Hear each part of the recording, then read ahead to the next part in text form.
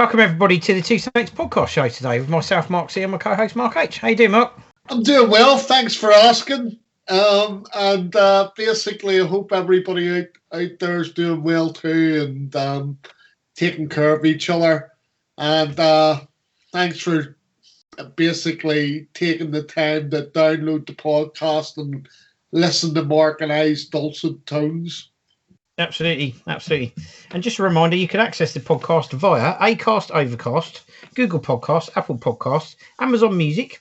You can also access it via the YouTube channel, The Two Saints Show, and obviously the on Facebook, The Two Saints Podcast Show on there.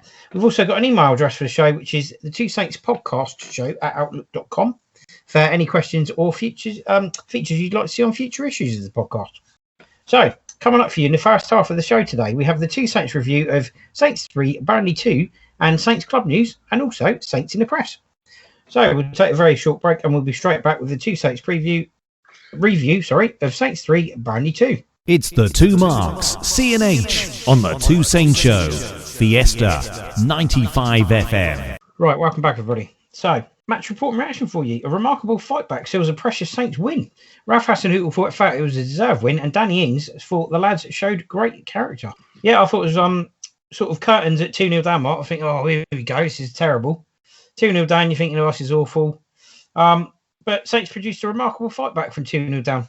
Run out 3-2 winners, fouled 2-0 behind in the first half, but a stirring rally from the team meant they picked up a precious win that at least temporarily extended their gap over the bottom 3 to 10 points. Not a bad game, was it? Oh, I wasn't thinking that 2-0 down much, to be fair. Don't think anyone was. Give the briefest of synopsis there with a slightly biased slant. Of course, we are the Two Saints podcast show, so what should I expect? But just to put some sort of perspective on it, it was the most open game of football Certainly was. Saints have been involved in this season. It was ridiculous. I mean, Burnley should have scored in the opening 10 to 15 seconds. Yep. That's the first thing to say. Yep. And, to get the penalty, and it was a penalty, Mark. There's no dispute, mate. Look, I'm not debating the penalty. What I'm debating is the foul. What I'm debating is the foul that occurred before it. But I will say, on balance, I'm not surprised that wasn't given because guess who was on VAR that day, Mark? None other than John Moss. It has nothing to do with it. Anyway, John there Moss. was. Look at your stats before you start on John Moss. Hang on a minute. Hang on. Hear me out. Let me finish. Thank you. Let me finish. John Moss was on VAR that day, decided not to review the entire incident. So, obviously, there was a foul on Kyle Walker-Peters previous to the penalty being given. I'm not saying it wasn't a penalty, but there was a foul on Kyle Walker-Peters. It wasn't shown to the referee, and it wasn't given because the whole sequence wasn't shown. The only part of the sequence that was shown was the part where the referee actually had to make a decision whether or not to give a penalty. If the whole sequence had been shown, I'm not so sure a penalty would have been given. But it is what it is. The penalty was given when you deal with it. But show the full sequence. Be consistent. All I'm saying is, at the time, you were saying not a penalty. Because of the foul on Kyle Walker-Peters. All day long. Irrespective of what went on before, it was to me, it was handbags at two paces. The way I look at it is, there was a lot of jostling going on for the ball.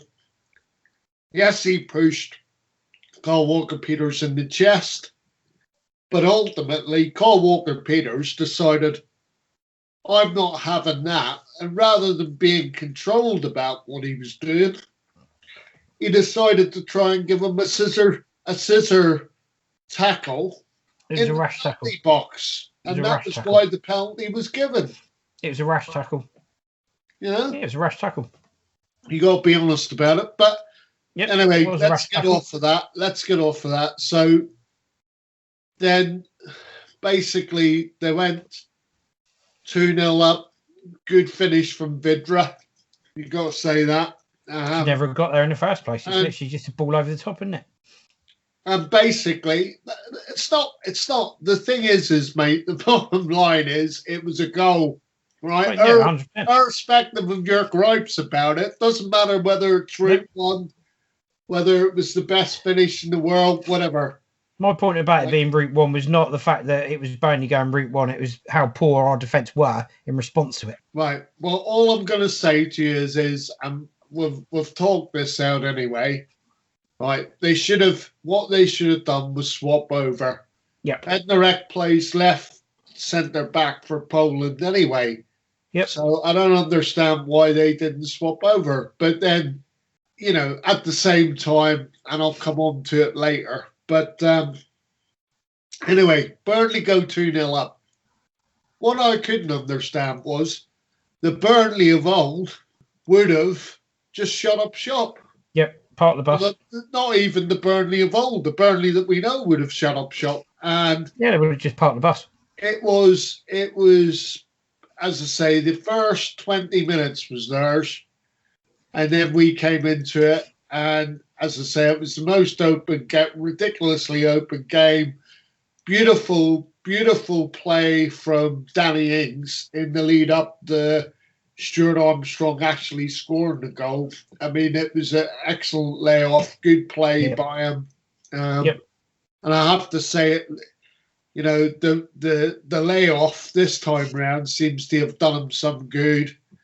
He looks back to the player he was sort of, October, November time during the season. That all bodes well for, hopefully till the end of the season if he stays fit. Couldn't have come at a better time, really. And then, of course, you had the reverse where Danny Ings scores the equaliser, and that happens not long before the whistle for half time. And as Saints fans, you're sat there during the break thinking to yourself, right, for once, are we actually going to come out and compete in the second half?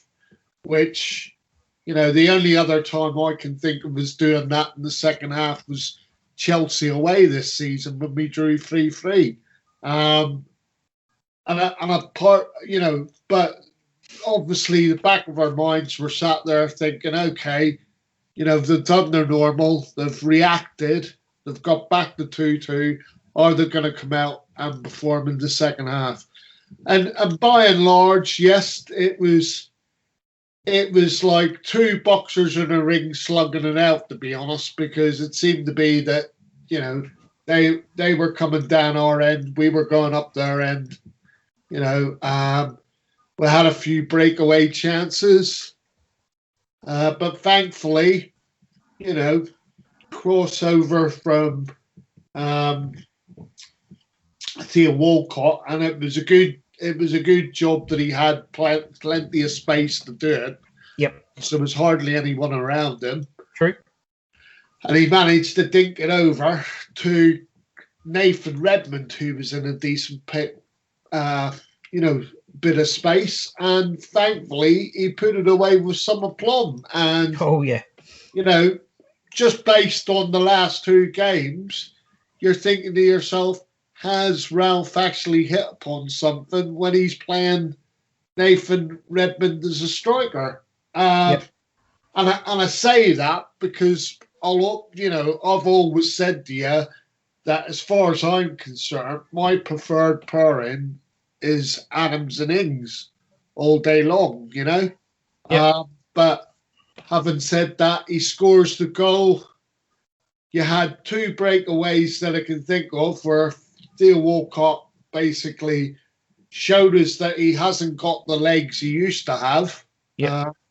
Got caught very easily. I think the thing is people will say, oh, he got the ball trapped under his feet. I would say that he sensed that he was going to get caught anyway. I would have said that I would have probably ran off to the left-hand side of the pitch rather than running down the centre, personally, and tried to take a bit of a breather and see what support I had. Yep. And then obviously we had the miss from Shea Adams, but what a miss that was! There was loads of shots that were on target when I think about it, though, as well. I mean, let's not forget with Ward-Prowse one that clanged off the crossbar and bounced off the line. Yeah, exactly right. So you had that. You also had, Stuart Armstrong had another shot that was well Nick Pope saved saved, by yeah. Nick Pope. I mean, Yep. but both. I mean, it shows how open the game was because both goalkeepers made decent saves from shots that were going in. For me, there were three outstanding saves. I mean, Fraser Forster's one where he flung himself. Chris Wood's efforts going right in the top corner. Forster's pushed it away. Brilliant save. The one in the 79th minute from point blank range. Fantastic. And one earlier in the game where he turned one around the post. 3 absolutely key saves. Yes, there were, Mark. Totally.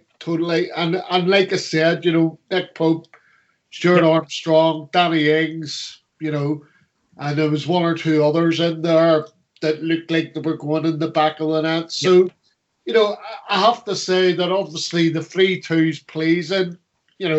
On the downside, I suppose you would say slightly concerned in terms of the defence. I mean, you and I were puzzled whenever Stuart Armstrong was picked for the person to come off. I still say it was the wrong person to come off. I agree with you. But I think we're a far bigger threat with him on the pitch.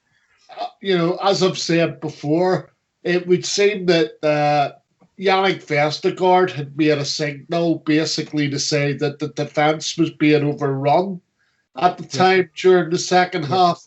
And that's why Ralph made the decision to bring on Salisu. Yeah, I mean, credit where it's due. Ralph obviously reacted to what was happening. And for once, he got it spot on, didn't he?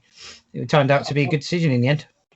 100%. Sometimes, obviously, when we're sat there, you question different things because the argument for me would be Stuart Armstrong was having a good game. Why not take off somebody who's being less effective in the game? Absolutely. That was probably the issue that I would have had with that, But as I say, it was the right call. But Vestergaard was the man who gave the signal to Ralph to say, we need help in here. Yep. Well, the stats are quite surprising as well because when you look at the stats, it doesn't really bear out how the game actually went. So it was 53% possession, Saints, and 47 to Burnley. 24 shots for Saints, 7 for Burnley, 9 on target for Saints, and 5 for Burnley. So that watching the game though, you didn't realise quite how many shots there were, did you? 24 in total, Mark. Not at all, my friend. Not at all. But does it surprise me? No, because it was way more open than you and I were expecting. I can't even remember what we were predicting, but suffice to say that 3-2. Who knew would have been the thing? Absolutely. But I seem to remember you actually nailed it. You actually went 3-2, if I remember rightly, which I thought was quite brave. But the thing is what I would say as well is it was just nice for once to be on the end of the right result rather than the end of the wrong result, because it could have went so badly wrong on Sunday. But thankfully, the thing as well, Mark, to look at is, if we 2-0 down in the injury crisis that we had during the season, right? We'd lost that. We'd been coming back. So the point is, it just goes to show that once you get most of the players back, I mean, the only people that we're missing now at the minute is Romeu and Smallbone, right? But once you get, most of your players back, it just goes to show what a good starting 11 you've got. Yeah, absolutely. No, it was excellent. Absolutely geared up with the win, to be honest. Yep, me too. And gives everyone a bit of breathing space to the end of the season as well, doesn't it? Yeah, I mean, let's hope so. I mean, I'm not counting the chickens. Me either. We've got to do the preview of West Brom. We'll come on to that later on in the show. Yep, so moving on from there, we're going to take a short break, and when we come back, we'll do Saints Club News and Saints in the Press. It's Mark C and Mark H. Mark my word, they're here with everything in the Two Saints Show. Right, welcome back, everybody. So, Saints Club News and Saints in the Press. Saints Club News. Saints progress in the Women's FA Cup. Under-18s report, Saints 2, Arsenal 2. Sportsbet.io goal of the month. Saints in the Press. Hasenhüttl predicts hot transfer summer but expects Ings to stay at Saints. I'm planning another 3 years. Southampton boss Hasenhüttl clarifies his Saints' future. Vokins to undergo further heart checks as he recovers from COVID-19. Saints seeking consent for medical centre at club's training ground. And ex-Premier League star John Villafara out of jail for 11 years for cocaine smuggling. So, starting with Saints Club news and Saints in the press, we're starting with the club news, and it's Saints progress in the Women's FA Cup. The under-18s draw 2-2 with Arsenal, and Sportsbet.io goal of the month. And for me, the winner of the goal of the month is Shay Adams. We'll get to that. Over to you, Mark. So the women's football, they beat Plymouth 3-0. They did. And they're set to play Yeovil United. And it was very richly deserved from the report that I read. Yep. Seemed fairly comfortable. And as you pointed out to the listeners, they're due to play Yeovil United in the next round this Sunday. And then if they win there, they will play Lewis FC. Yep. And then it gets slightly more difficult because I believe that the Premier teams come in then after that. Yep. So let's see how far they can go. I mean, the thing is Mark, and it's interesting, okay, that they got to the League Cup semi-finals last season. Yep. And they beat teams that were obviously above them in the league above and 2 leagues above. Yeah. So they've shown that obviously, even though they're at a low base, they've got the players, to beat teams that are higher up the pyramid than they are. And I mean, the thing is, now that they know the league is null and void again, and they're having to start off from scratch for a third time. Yep. Which has annoyed me no end. But a little bit, definitely.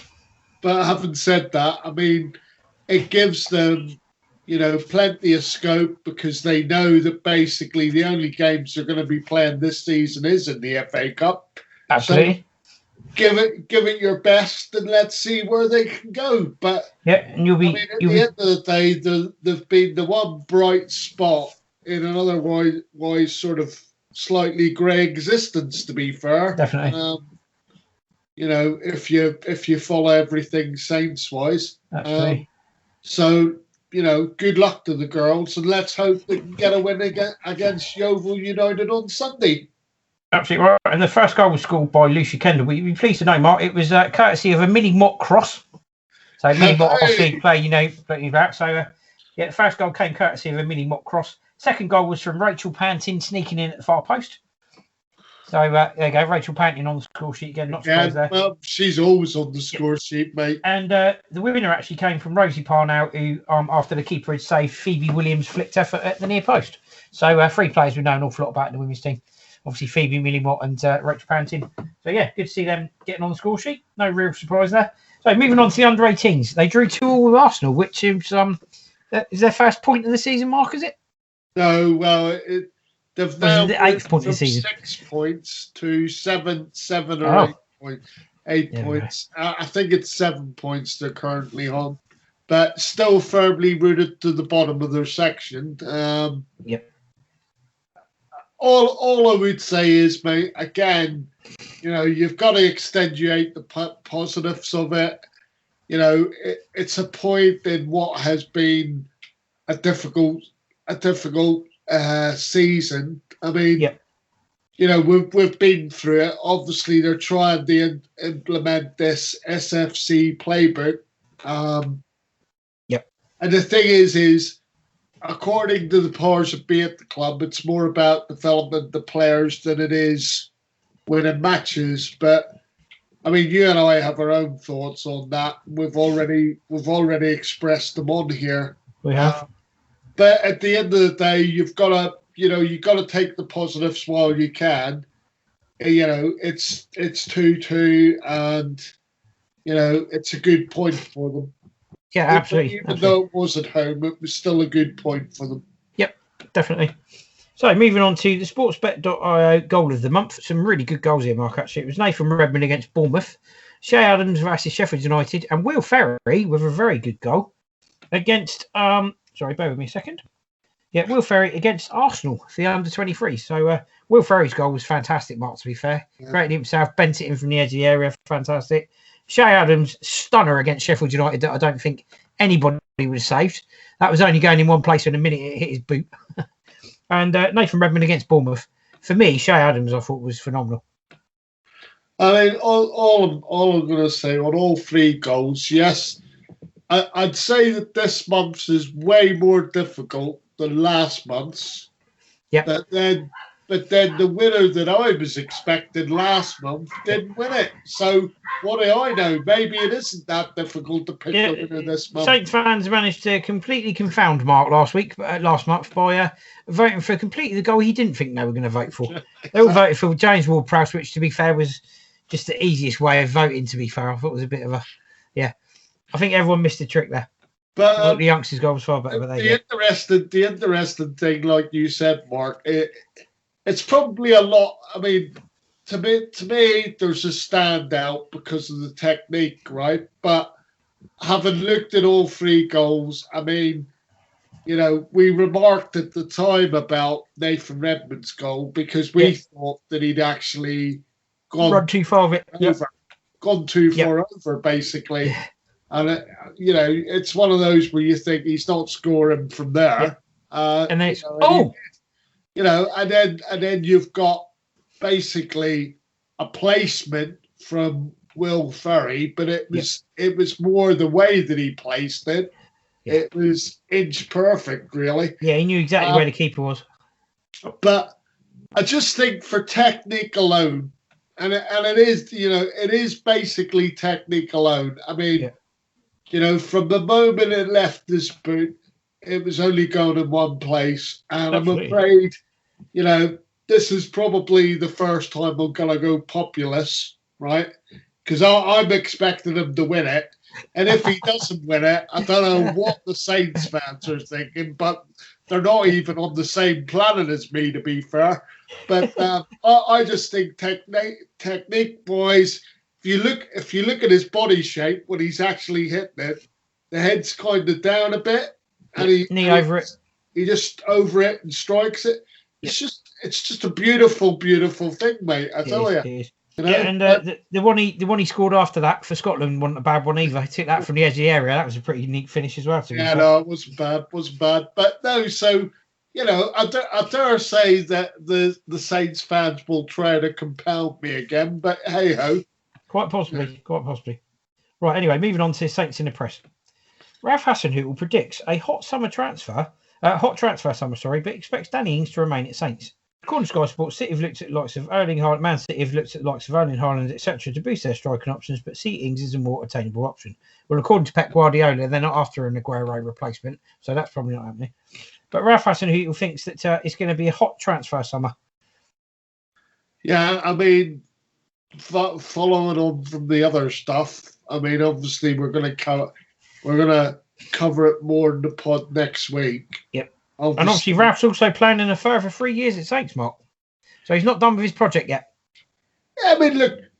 The thing is he was never leaving, mate. I mean, all it is noise, right? Yeah. A lot of it gets generated by media. A lot of it's generated by our own fans, unfortunately. I was going to say, sadly, when it comes to Ralph out, all of that was coming from our fans, I'm afraid. Yeah, I mean, it's just, I don't know. I don't get it. I think the thing is when we've got injuries, right? I mean, we're never ever going to have a squad of players where you sit there and you go, he's brilliant. It's never. Those days are gone, unfortunately. It's never going to be like that, as I say. No, those days are a distant memory, I'm afraid. The difficulty that you've got is that we all knew at the start of the season that the fixtures were going to be condensed, right?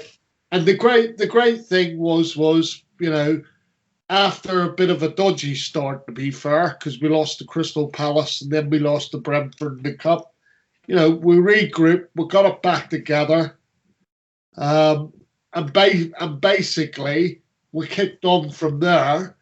we were riding high. We were a team that didn't have any injuries. And then all of a sudden, sort of from early December, sort of late November, early December onwards, the injuries started to come. And really, at the end of the day, this was the first sign. This game that happened on Saturday or Sunday, sorry. This was the first sign of those players all returning. So the thing is when you've got to be ready for the sandstorm. I mean, I knew whenever we started getting injuries, I thought to myself, right, it's time to let the noisy people have their go, right?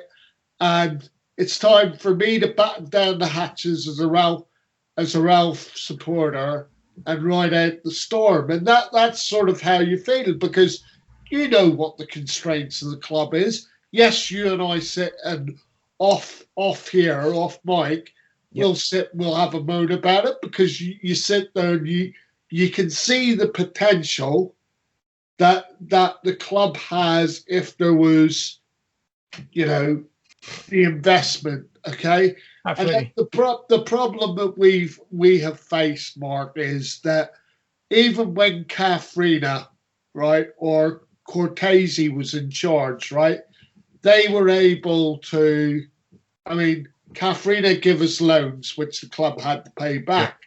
But obviously they were able to use that money in the transfer market, and when Marcus died, there were obviously, and Cortese was still the chairman, he still had to find ways of financing, being able to bring players into the football club. So again, it was a loan facility, but I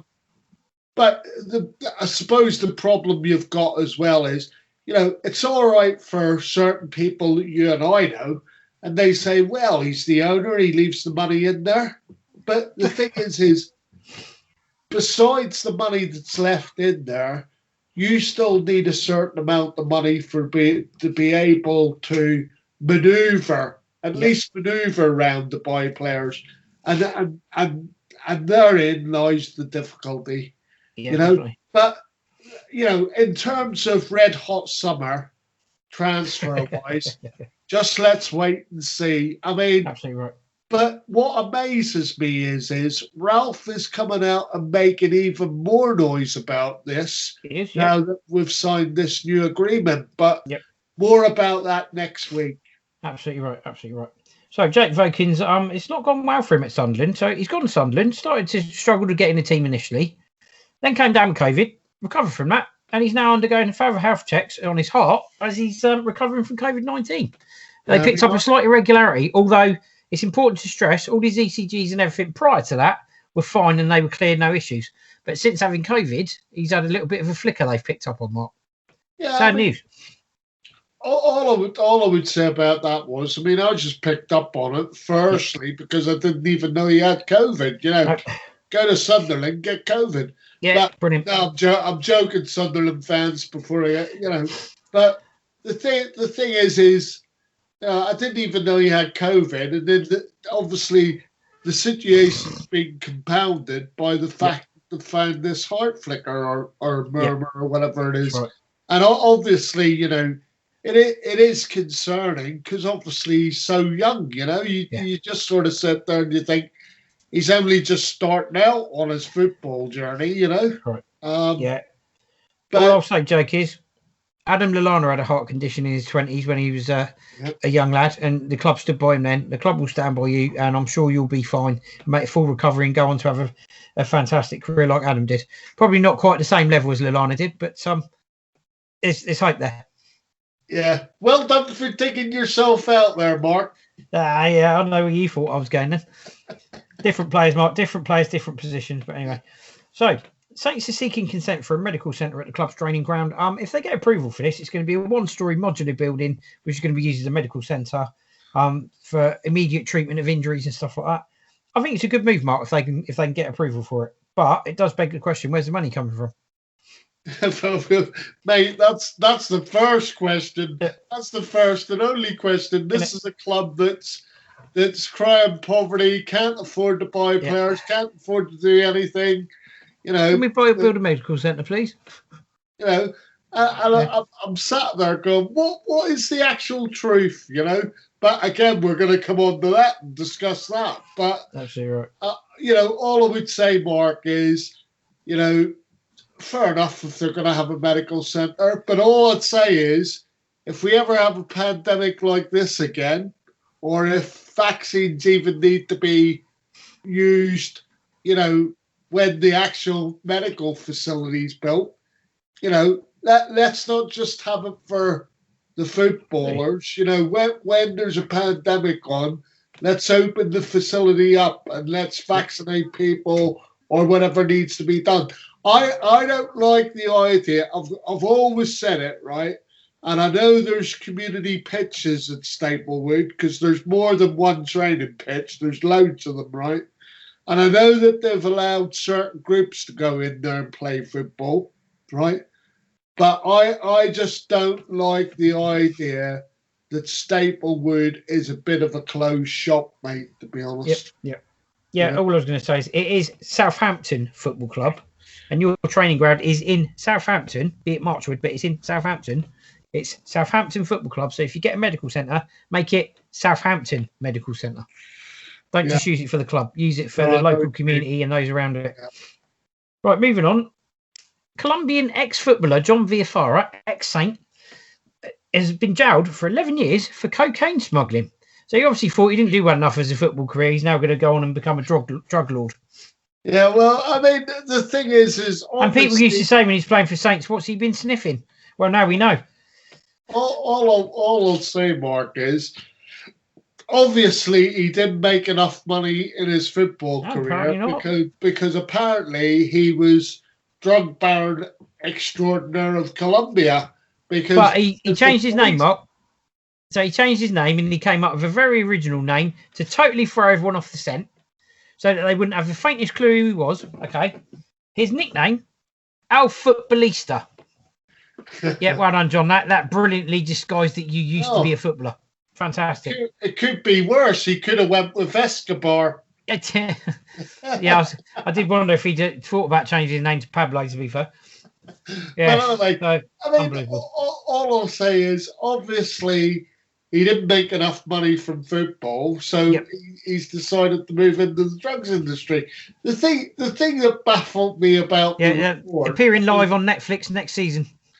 The thing that baffled me about the report was, right, I mean, obviously the police said that he was front and centre. He was leading it, mate. You know, he was there at the forefront, right? Kingpin. And then you read that he's lamenting the fact that he's now having to share a cell with murderers and rapists, and you're sort of sat there thinking, well, what did you expect if you got caught? You know, I mean, what was it? Slap on the wrist and a fine. That's all right. You used to play football once upon a time, John. Don't worry about it. We'll just let you off. It's not a problem. Seriously. Honestly. I mean, it was bizarre the way he kind of reacted, you know, and now I'm having to share a cell with these people. I'm thinking, well, John, you know, if all I'm going to say is break the law. It's sad he's ended up like that, but all I will say is thank you for the 2 goals in the semi-final of the playoff against Derby, John, because remember that very well. Thanks for your time at Saints. You're a good servant to us. Just a shame to see that your career's gone that way now. Your second career's not very well at all for you, unfortunately. Thank you for stealing that off me, Mark. Thanks a lot. Yeah. Anyway, just so the listeners know, I was at that semi-final, which Mark remembers clear as day, but I was at the semi-final. The 2 goals he scored, I mean, it was probably his best performance in a Saints shirt. One of them was an absolute thumper, if I remember rightly, to be fair. Saints actually won, you know, because Derby won the first leg, we won the second leg, went in the extra time. Obviously, the scores were tied. He scored 2 excellent goals in normal time. I think Grezor Raziak scored the other goal. But what I was going to say was obviously losing out on penalties, but I mean, it was a bit of a strange one because I didn't realise that he'd only made 72 Saints appearances, and he only actually scored 5 goals. So, and 2 of them were at Derby that night. So, maybe he wasn't as effective as I thought he was. But to put that in perspective, though, Mark, a lot of people criticised Ricardo Fuller when he was at Saints. John Villafara's 5 goals doesn't put him too far behind the number that Ricardo Fuller actually scored for Saints. No, well, yes, but the thing is John Villafara didn't get hounded out of the football club. That's very true. Ricardo Fuller did. Yep. Because of their connection with down the road. But having said that, I mean, it's just funny how life takes turns. But I mean, I just don't. I can't believe he was that stupid to make the decision to say, I'm going to start dealing in drugs all of a sudden. There you go. Now we know what he was sniffing, as people have said. But anyway, so that brings us to the end of that section. So we're going to take a short break. When we come back, we'll let you know what we're doing next. Fiesta 95 FM, the Two Saints Show. Right, welcome back, everybody. So coming up in the second half of the show today, we have other football news, Saints transfer gossip, and corner chat. Have Saints got money to spend or not? And the Two Saints preview of West Brom versus Saints. So moving on, other football news. And we start in the Premier League. Burnley break even despite COVID impact. Leeds lose 64 million in promotion season. Manchester City, Sergio Aguero replacement unlikely, says Guardiola. Man City post 126 million loss. Kevin De Bruyne signs Man City deal to 2025. Carabao Cup final to have 8,000 fans. And Craig Dawson to join West Ham permanently. So starting with Burnley break even despite COVID impact, Mark, and Leeds lose 64 million in promotion season. All I can say there is, so Burnley, it must be that there was the takeover there. It's the only logical conclusion that I can come to. Absolutely. Either that or they're holding back on the actual figures, for this season that we're in now. Yep. I mean, that's the only thing I can think of. And I would expect to see significant losses during this season at the moment.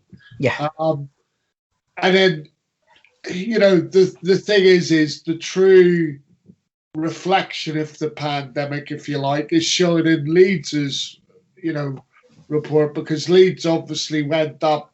And I think, and because they went up, obviously you would think, well, they've got riches coming to them. They're now playing in the top league. Yeah. They're playing in the Premier League.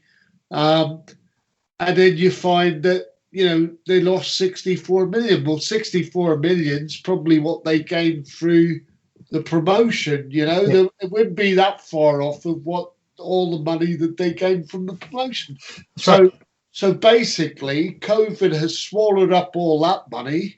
Yep. And it's been down to, investment probably by the owner and a few other individuals, but obviously that they've been able to get transfer money and everything. I mean, don't get me wrong, there's probably added money in there, but when you think of the money that they gained through going up, I mean, that's left a massive hole there, 64. Yeah, 100%. So yeah, definitely. Yeah, I mean, that's the difference, and I don't know. I'll be curious to see Burnley's financials for this season, to be honest, because I'm not sure that adds up. To be fair, even though they were taken over, it just doesn't add up for me. But it will make for interesting reading, won't it? Definitely. Yeah, it will definitely make for interesting reading. So moving on to Man City, Sergio Aguero replacement unlikely according to Pep Guardiola. They've posted 126 million loss. Oh, the Paul Dears, I'm sure that really hurt them. Not. And Kevin De Bruyne has signed a Man City deal to 2025. And obviously Man City are going to face Tottenham at the Carabao Cup final where there's going to be 8,000 fans. Yeah, so let's do all this all in one hit. So the thing is 126 million pound loss for Man City. All I've got to say about that is 2 words, well, basically 2 noises, boo and who. Yeah, I mean, the thing is I'm sure it's concerning for Man City fans, but they probably don't even look at it, to be honest, because of how much the owner's worth. But I just sort of sit there and I think to myself that just obviously with COVID and everything else that we've talked about, there's been a knock-on effect for them as well. Well, it's funny, Mark. When I saw that figure and the fact they'd lost that much, I couldn't help but remember Windsor Davies in It Ain't Half Hot, Mum, and I could just see him stood there when that was revealed, going, "Oh dear, how sad. Never mind." Yeah, I mean, as obviously, the thing is obviously Man City fans would have a different take on it, but as we don't follow that club, and we know what money's at their disposal, of course, most other fans are going to turn around and say, so absolutely. What? Yeah, absolutely right. But then, and the thing is, and this is the double-edged sword for me. I mean, we had Guardiola come out and say, "Oh, we won't be buying, an Aguero replacement." Yeah, okay. Maybe unless not Erling Haaland becomes available. Maybe not this season, right? As I said, but if he becomes available in the summer, they'll be in there to buy him. Of course they will. They'll be in for Erling Haaland. Whether they get him or not's another thing, but they'll be one of the teams that's in there trying to buy him. The thing is, if you've got the hottest striking property in Europe, and he becomes available, you can't tell me Man City aren't going to look at him, because of course they are. Well, here's an education for you. Alfie Ingler-Hoyland, who's his dad, played for Man City. Oh, well, there you go. There's even more reason. He played for Man City and Leeds. Well, anyway, despite Man City's financial woes, it hasn't stopped Kevin De Bruyne signing a new deal to 2025, has it? And interestingly, he's actually asked recently for all his stats for games he's played for Man City. And from there, he worked out how influential he was to the team and how much that Man City was the best place for him, Mark. So there you go. Talk about obsessive. That's kind of good to know, and I'll come back to it. But as I say, it's ironic that Guardiola's turning around and saying, we don't have any money to be buying anybody, right? And then in the same breath, he's gone, oh, by the way, Kevin De Bruyne has just signed a new 4-year contract. So I don't know how you square the circle there, but there you go. But the other thing, obviously, that was interesting about that report was what you highlighted. I can't imagine too many Saints fans sitting down and going, right, I need to see what's done to make sure that, I'm worthy of this new contract. I don't see that happening. No. I don't think Theo Walcott's sat there going, well, I haven't done much in the last 3 seasons. Right? I tell you what, you can have my services for next to nothing. Yeah. You know what I mean? Yeah, thanks, Theo. Well, there you go. Anyway. Yeah, Theo. Oh, I'm on a free transfer. That's good, Theo. Thanks for that. Yeah. Anyway, so Carabao Cup final is to have 8,000 fans, and Craig Dawson is to join West Ham permanently. So, I mean, look, the thing is it's step by step, isn't it, Mark? So, we've got 4,000 at the FA Cup semi-final, in about a week's time now, and obviously they're local residents. Yeah. It opens up for the League Cup final, which I think is probably about 2 weeks later. Yeah. And it's 8,000 for that. And then we've got a situation where come, middle of May, we're going to have 20,000, 10,000 from each side at the FA Cup final. So, the thing is it's being done properly. I know we have some fans that sometimes don't grasp the whole situation, but I think it's being done sensibly, to be honest with you. I know you've got to start somewhere and everything else.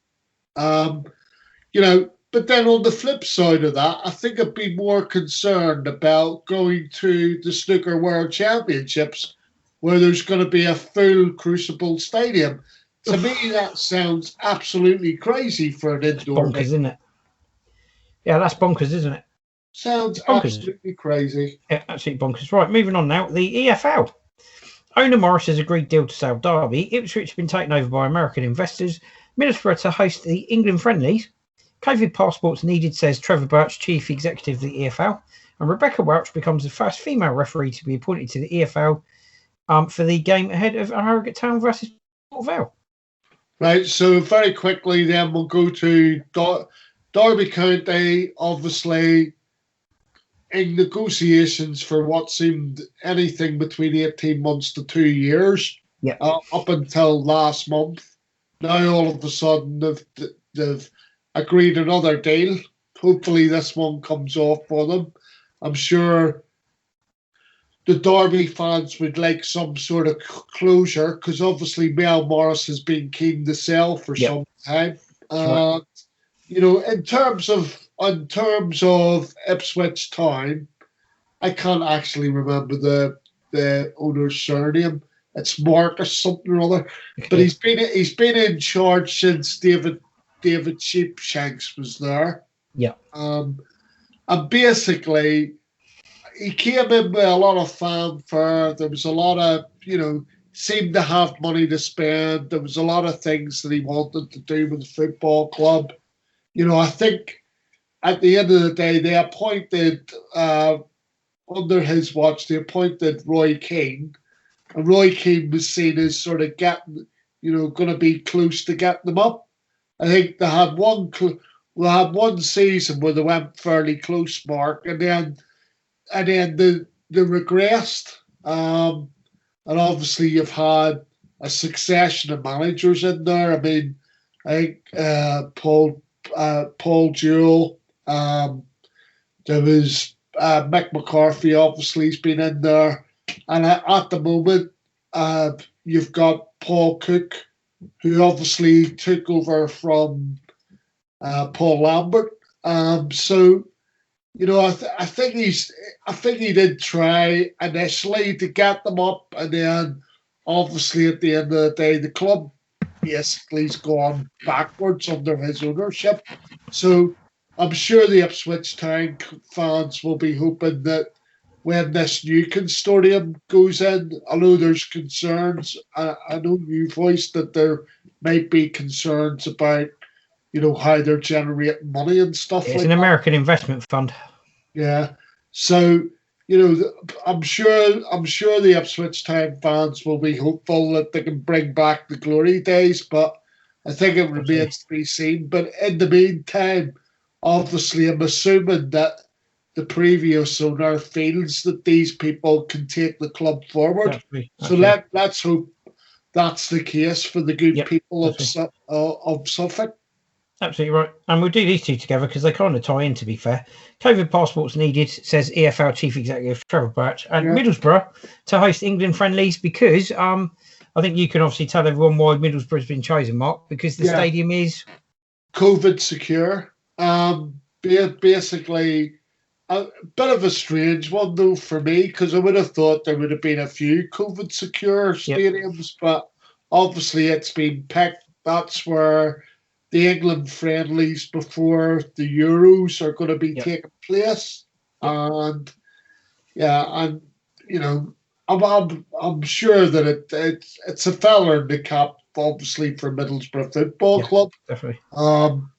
Irrespective of whether there's fans there or not, or supporters there or not. Correct. And then the last story, obviously, it's brilliant news, mate. I mean, a female refereeing, an English Football League game. It's well overdue. Rebecca, the girl's name is. I think it's well overdue. It should have happened years ago. I mean, I think I'm right in saying that a female official did take over a game in about 2011. I think you're right. I think the referee got injured, and a female official took over refereed the rest of the game. But obviously, the appointment is, it's long overdue, man. I mean, I can't. I'm pleased for the individual concerned, but I just sort of think to myself, it's long overdue. You know, the fact that Absolutely. we have a female official that's officiated a game. Absolutely. Yeah, absolutely. Yeah, it's great news, and long may that continue. So moving on now. Footballers suffering racial abuse online. Tottenham's Davinson Sanchez has suffered racist abuse. Liverpool trio, Naby Keita, Sadio Mane and Trent Alexander-Arnold have also suffered racist abuse online. Kadewere has provisionally been suspended by UEFA following his racist remarks towards Glenn Kamara. It's only a one-match ban at the moment, which isn't very good, to be fair.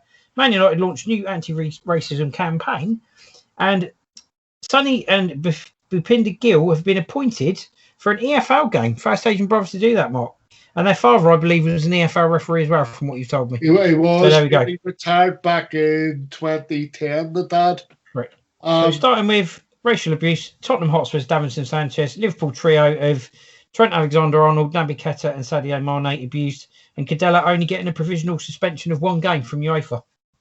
Yeah, I mean, let's try and just cover those in a nutshell. So basically, there was loads and loads and loads of examples of this that I could have put in.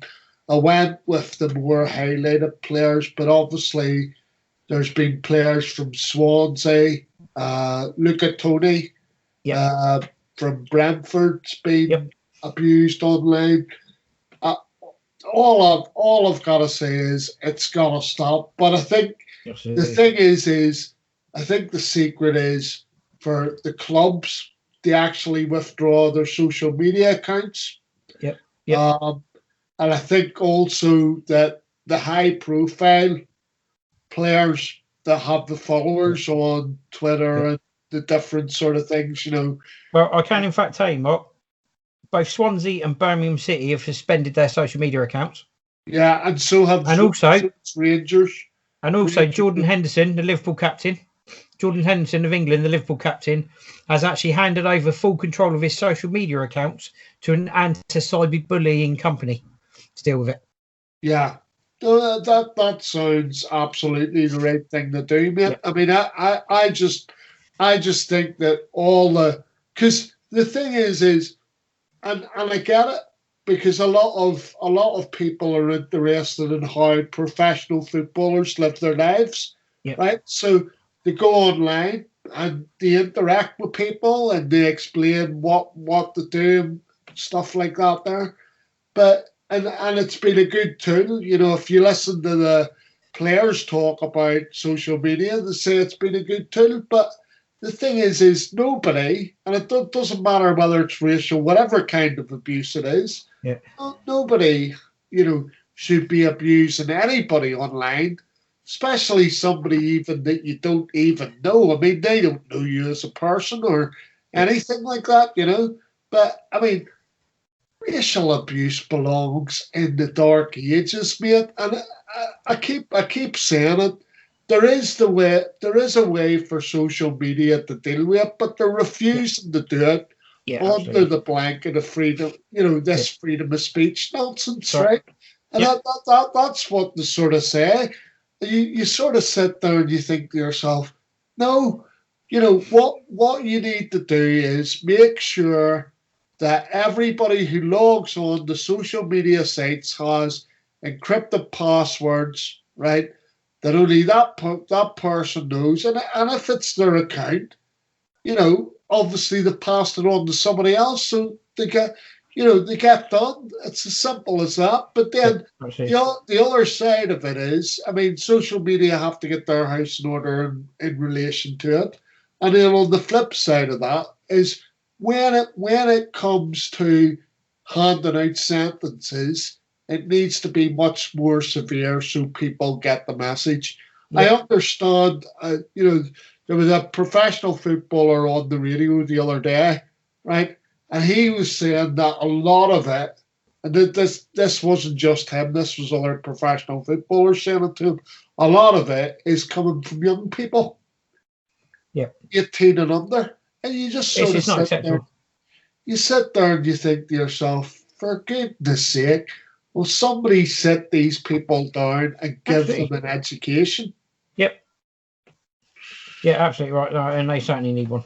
Anyway, we'll end with a very, very much more after the Man United story. Obviously, Man United have launched a new anti-racism campaign, so well done to them. Let's hope it takes off and it's successful. Obviously, Ole Gunnar Solskjaer, the manager, seems to think that it's going to have some sort of impact. I mean, obviously, it's only just been launched. Let's wait and see, but let's hope that it reaps some sort of dividends in dealing with the issues at hand. Absolutely right. Yeah, and then we'll end with a slightly more positive note on this section in regards to racial abuse and stuff like that. Asian brothers, Sonny and Bafinder Gill, have both been appointed to the EFL for the same game, Mark, which is fantastic news. Yeah, first South Asian brothers to do that. Fantastic. Yeah, I love that because obviously I've never seen them obviously officiate, but I've seen their dad officiate in the middle because their dad was a referee. And it's great news. I mean, obviously it's a great news story in terms of like pushing the sort of basically the Asian community forward. In terms of football, I'd love to see much more Asian footballers playing the game here, professionally. But and hopefully that will happen too. But what was I going to say was it must be very special for the family as well, given the dad was a ref. Yeah, definitely. Again, it's another positive thing to take. Absolutely. From this week where, as I said, it's been another bad week in terms of people being abused and stuff like that there. Yep. But that's the one good news story out of this week. Definitely. Yep. And the last one for the section, Hampden Park has been approved for 12,000 fans for the 2020 Euros, Mark. Yeah, I mean, look, it's good. It's good news because at the end of the day, everybody could do with a lift. I mean, as long as it's a controlled environment and everybody's safe, the one thing I do worry about is the movement of fans, Mark. I do worry about that in terms of, will it start another spate of infections? But in the meantime, let's take it as it is. Let's hope that everybody follows the rules and the guidelines, because I'm sure there'll be plenty of that going on. Oh, yes. And yeah, it's good news. The only downside was I was reading in the same article that Dublin and Spain, Dublin and Madrid or Bilbao, I think it is actually hosting the match. Yeah, it's Bilbao that's hosting the Spanish matches. So the Bilbao authorities and the authorities in Dublin obviously are taking their leads from the Spanish and Irish governments. And unfortunately, they have yet to commit. Right. I mean, call me cynical here, right, Mark? But at least they're willing to turn around and say, we're not prepared to commit, right? Because obviously the vaccination hasn't been rolled out, right? Yeah. There's Central European countries, right, that have committed to have 12,000, even more in some cases, into the stadiums where the infection rates have gone up, right? And one of the things that I do question is Baku, for example, right? Out in Azerbaijan, right? The infection rate there hasn't been very clever, and yet they haven't. What I'm saying is I'm sure probably Dublin and Bilbao will have fans in, but they're taking a much more cautious approach to it, whereas we have other countries that are hosting games, and you're sat there thinking to yourself, yeah, we're all set for it, I just hope that people are all set for it, and there is proper social distancing and proper rules that are followed and adhered to. Well, they have to. They can't afford to mess about anymore, can they? No, and the thing is surely as well, I'm all for having fans in the stadium, but surely it's about keeping those supporters that are going to the stadium, keeping them safe as well. Absolutely. Yep, 100%. Right, and that brings us to the end of that section of the podcast. So we'll take a short break. When we come back, we'll be doing Saints transfer gossip. We'll be right back. It's the Two Marks, C&H, on the Two Saints Show, Fiesta 95 FM. Right, welcome back, everybody. So, Saints transfer gossip. Everton owned Theo Walcott will join Southampton on a permanent deal. Ralph Hasenhüttl was alluded to the fact Saints in negotiations with Theo, but whether or not that becomes permanent, we'll wait to see. Brentford's Rico Henry set for Premier League as Southampton lead race. Southampton could revive loan to buy interest in Neco Williams. Southampton interested in on loan Swansea man Mark Guy. Southampton eye Brandon Williams on loan this summer. And Celtic and Rangers, Carl McClelland and Leo Hjaud have both been tracked by Southampton. So starting with Theo Walcott, Mark. Rumours are that he's going to join Saints on a permanent deal, and Ralph said today that the club are in negotiations. Yeah, so thanks for that. Ralph said it himself. Basically, you know, there's some things that you think, please don't let this come to pass, right? And you know, at the end of the day, we're never afraid to give our views, right or wrong. Yeah, rest assured, anybody, if Mark had been mid-drink when he got that news, he would have spat the drink out, trust me. But the thing I don't get with it, Mark, is, right, the likelihood is, even if he's taken a pay cut to come, right, the likelihood is he's still going to get a bonus because he'll be a free agent. That's the first thing to say, right? And he'll probably come to the club, and I'm going to say to you, he'll probably be on 50, 60 grand a week, something like that. But I get that he has relevant experience. Okay? I'm choking as I'm saying this. I know he has relevant experience, but when I look at the package, okay, or the package that Southampton Football Club would be looking at, my argument is, would that money not be better spent on someone who's younger? I think I pointed out to you in another conversation that we're having that, you know, unless you're buying an off-the-peg player, right, and you're a top 6 or 7 club, okay, those are the only people that are buying those kind of players, right? Thing is, Mark, would you think look at people who are lower down in the Premier League, right? They buy young players. They don't buy players that are over the hill. Would you rather see Saints go for somebody like, just an example, I'm not saying they should go for this guy, it's just an example. I know they've been linked with him previously, but I'm not saying we should go back in for him. But would you rather see them go and get somebody like Ademola Lookman rather than bring Theo in? Yeah, 100%. 100%. Or the guy from Bournemouth, Arnaud Danjuma. But then I think, again, that the problem you have there is that obviously you would have to pay a transfer fee. But what I'm trying to get at, Mark, is, you know, there are other players out there that can play in that position that are younger. And would probably, you know, when you look at the whole package, they would probably cost less. The thing is, I've just thought of a player that you and I would both love to see at Saints, and I think he'd fit that role perfectly. And that's the lad from Bournemouth, Danjuma. Danjuma, yeah. I mean, the only...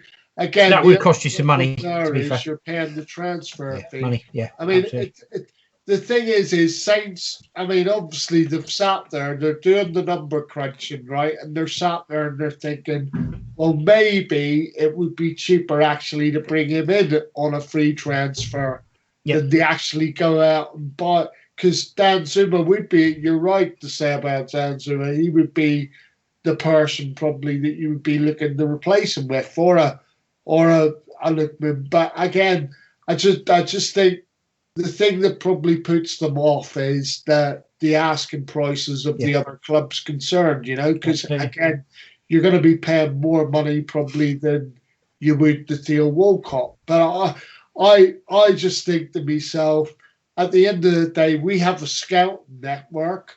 Why aren't people out there doing their jobs? Absolutely. You know? Yep, absolutely. So another target is probably more realistic. Brentford's Rico Henry set for Premier League Saints lead race mark. Apparently, he's a left back. Obviously, so he'd be a good understudy / replacement for Ryan Bertrand. Yeah, I mean, I was more encouraged when I read this. I mean, all I'll say, Mark, is I would enjoy having him or Callum Sykes, I think it is, the Barnsley player at our football club. I mean, if I was pushed, I would probably go for Sykes because I was looking at his stats. He scores a few, which is rare for a left back anyway. He scores a few, plus he set up a few assists.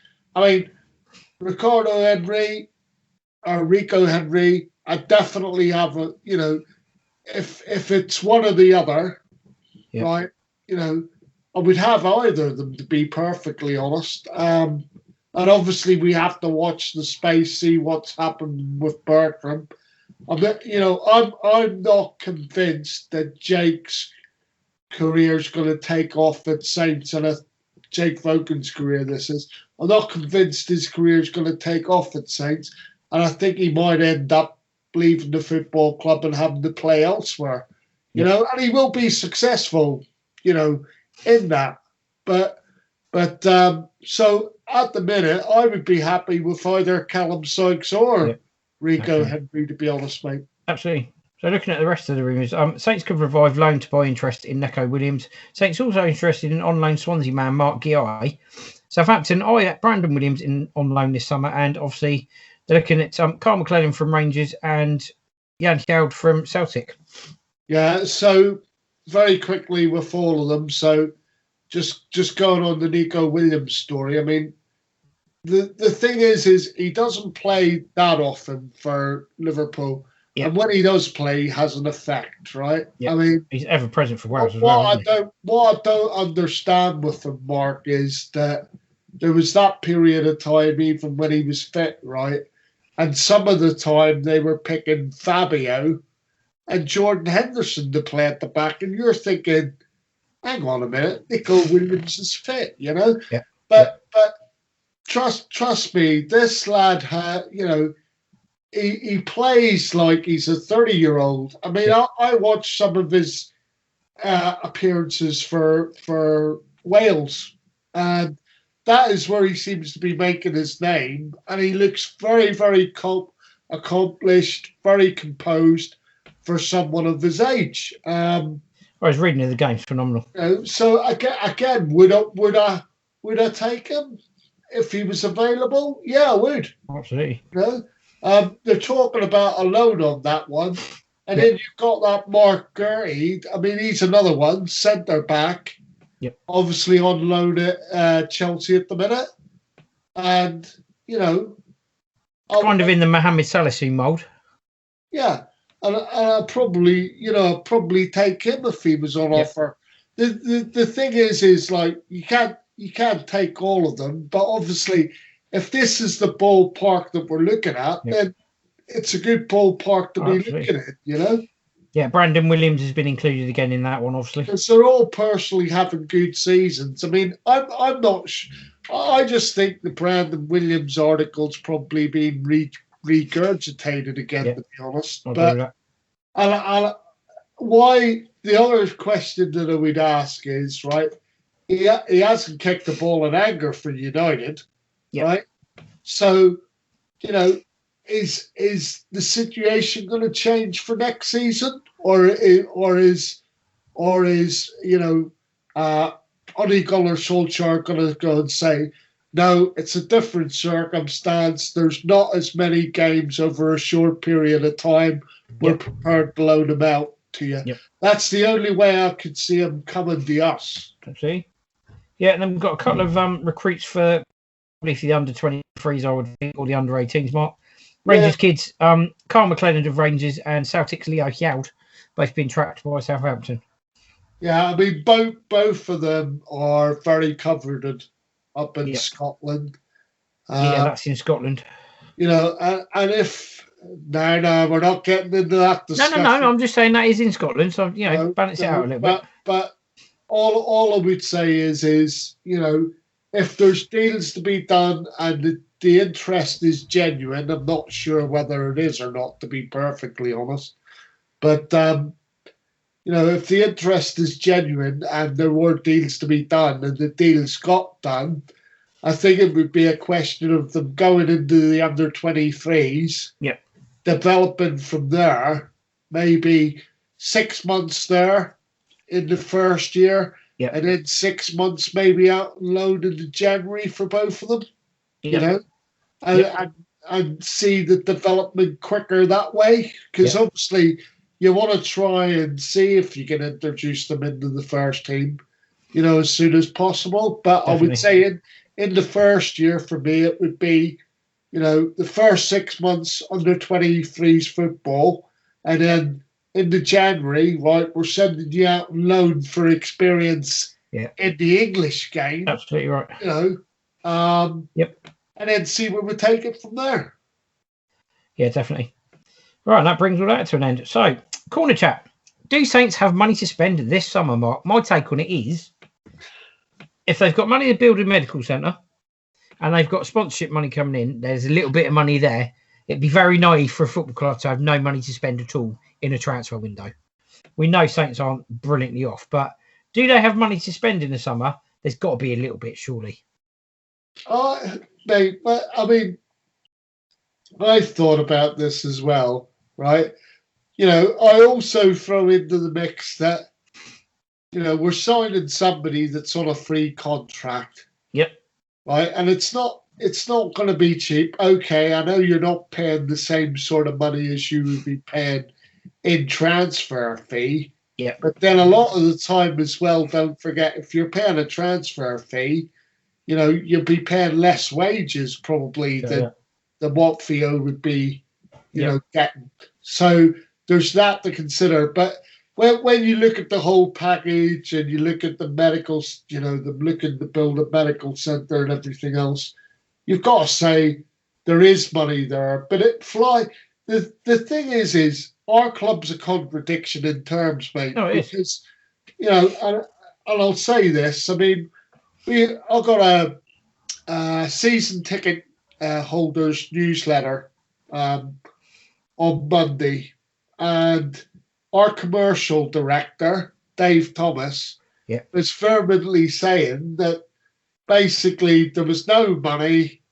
The coronavirus pandemic has made it difficult for them to do any kind of, they won't be doing any kind of business in the summer, and now you hear all the noises now, and I don't want to touch on it too much because obviously we're going to be covering it next week.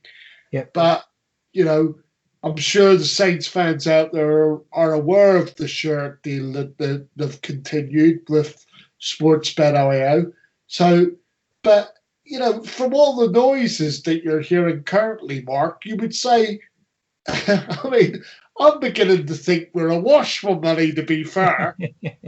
There's that many positive noises being made, right? But then, as sure as eggs in the summer, I'm gonna say this: there's money there. There's money there, right? Yep. But as sure as eggs, we'll get to the summer, right? And we won't spend a cocoa bean. Not a cocoa bean will we spend. No. No, I agree with that. Well, Ralph reckons his team's going to be more balanced next season, so we'll see. I don't quite know how he's going to manage that one. But anyway, there you go. So that's corner chat. So we're going to take a break. When we come back, we're going to do 2 Saints preview of West Brom versus Saints. All I'm saying is he's going to have to work wonders with his wand again like he did this season. And he is the Messiah. He is the Messiah. He is the Messiah. He is the Messiah. That's very right. Right, we'll be right back after this break. It's Mark C and Mark H. Mark my word, they're here with everything in the Two Saints show. Right, welcome back, everyone. So the Two Saints preview of Saints versus West Brom. Last time out in the league, it was Southampton 2, West Brom 0. Musa Djenepo and Oriol Romeu scoring for Saints in a win. And the assist from Stuart Armstrong, there's a surprise. Slaven Bilic felt that his players had to learn that the Premier League was not a school. Well, they certainly schooled Chelsea recently, didn't they? So we're going to have to be on our game to prevent that from happening, Mark. Very much so. The thing is I'm going into this a lot more weary than I was before Saturday. Yep, you and me both. Obviously Sunday. All I would say is you know, I don't believe in must-win games, right? Yep. I always use the tagline, must not lose, right? And in terms of, I'm thinking more that, you know, the following weekend is the FA Cup semi-final, right?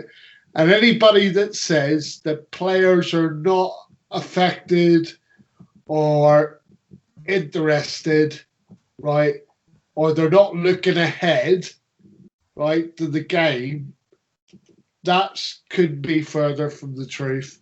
You know, I've heard professional footballers turn around and say, you know, when we've got to Wembley, right, even though they've got other league games to play, you know, they've said it's all that's talked about. Yeah.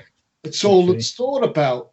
But the thing is the players have got to remember that they've got to do a professional job on Monday night against West Brom, right? Irrespective of what the card is the following week, right? Because effectively, and this is the way I'm sure Ralph's looking at it, is those players that get selected on Monday night are playing for their positions at Wembley. Absolutely. You know, and if you know, if you and I come back and do the podcast next week and we're sat there and we're going, well, for me, such and such shouldn't be in the team on Sunday because he didn't perform against West Brom, you know? But, you know, let's wait and see. But all this nonsense about, you know, we're focused on you know, the games in hand, that is, I mean, I'm sure that they're professional and they are focused on the games in hand. Well, but you can't tell me once you've got to an FA Cup semi-final or any final at Wembley, the mind doesn't wander as a professional footballer. Well, you know? We will find out how focused they are when they play West Brom. Yeah, exactly. And I actually think this is going to be a 1-1 draw. But basically, I'm going 2-2. I'm going 1-1.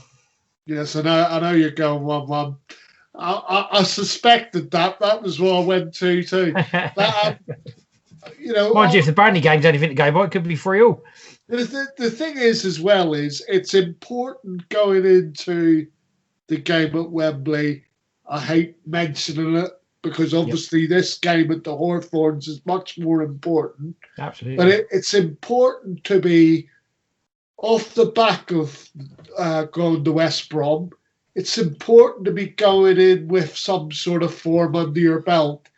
You know, and the thing is if they get a draw even or a win, you know, they're going to Wembley off the back of potentially 3 wins or 2 wins and a draw.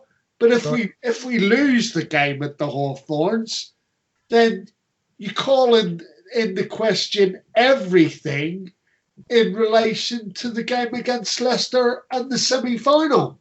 You know, because I won't have any confidence if we lose against West Brom on Monday.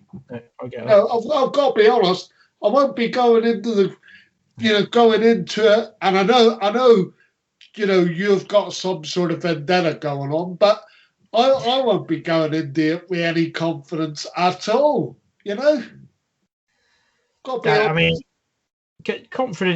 confidence breeds success, you know, and success breeds confidence. So it's a two-way thing. It's a double-edged coin.